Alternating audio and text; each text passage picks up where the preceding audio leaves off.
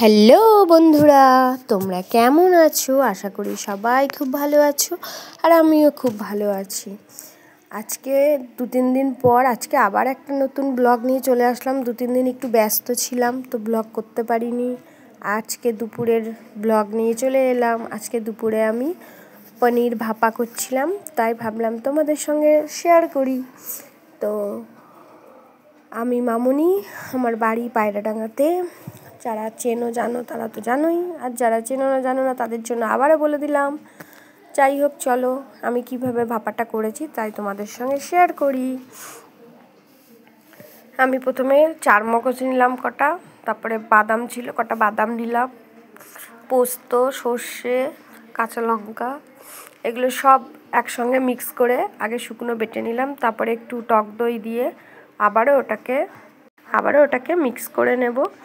তারপর সেই মিক্সিটাকে একটু জল দিয়ে নেব মিক্স করতে। এই দেখো, আর আমার হাত ধোয়া বারবার স্বভাব আছে, এটা একটা ম্যানিয়া বলতে পারো। যাই করি না কেন বারবার হাত ধোবো, আমার যেন ভালোই লাগে না।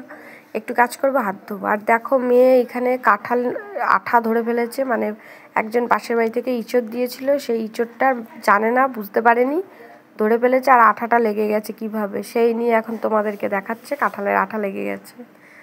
আমি এদিকে মিক্সিতে মশলা হয়ে গেছে। তো 2খানা পনির এনেছিলাম, একটা পনিরে হবে না, যেহেতু আমাদের ডগিটাকেও দিতে হবে। তো 2খানা পনির এনেছিলাম, পনিরটা কিছুতেই কাটা যাচ্ছিল না বলে পনিরটা গরম জলে বসিয়েছিলাম। আর এদিকে আমি লঙ্কাগুলো কুচিয়ে নিচ্ছি এতে দেওয়ার জন্য। এবার দেখো, পনিরটাকে নামিয়ে, পনিরটার ভিতরে পুরো বরফ পাথর জমে গেছিলো। নুন লঙ্কা, এই দেখো হাত মুছে আবার আমাকে ডিস্টার্ব করছে। যাই হোক, নুন দিয়ে দিলাম। তারপর দেখো, হলুদ দেব, এই সর্ষের তেল দিয়ে দিয়েছি কিছুটা।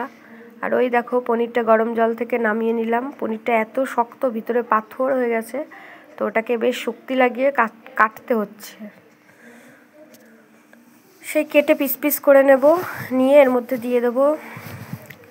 আর তোমাদের সবার কাছে আমার একটাই অনুরোধ, যারা ফেসবুক থেকে দেখছো তারা প্রোফাইলটাকে ফলো করে দিও, আর যারা ইউটিউব থেকে দেখছো তাদেরকে সাবস্ক্রাইব করার অনুরোধ রইল।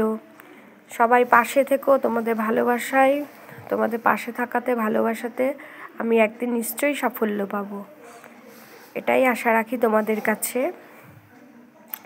তো চলো, এই দেখো, আমি আবার একটা চামচ আনতে যাব পিছনে, এই সময় অনেকটা লেট হয়ে যাচ্ছিলো, তো আমার হাজব্যান্ডকে আবার খেতে দিতে হবে।